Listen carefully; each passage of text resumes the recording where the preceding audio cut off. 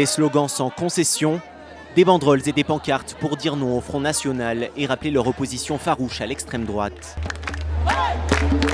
Lycéens ou étudiants, ils défilent afin de porter, disent-ils, la voix de la jeunesse.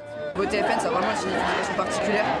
C'est quelque chose qui choque nous. Les jeunes mobilisés à Paris donc, mais aussi à Lyon, à Strasbourg ou à Marseille.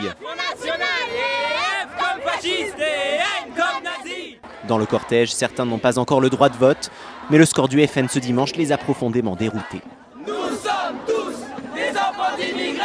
Il y a 2 jours, j'étais vraiment pas bien, et là je suis heureux de voir autant de jeunes qui se mobilisent.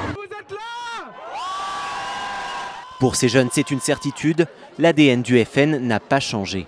On gratte un peu le vernis, on se rend bien compte que le Front National est ce qu'il a toujours été, c'est-à-dire un parti d'extrême droite qui a des liens plus que puissants avec les groupuscules, qui sont dangereux, qui sont violents.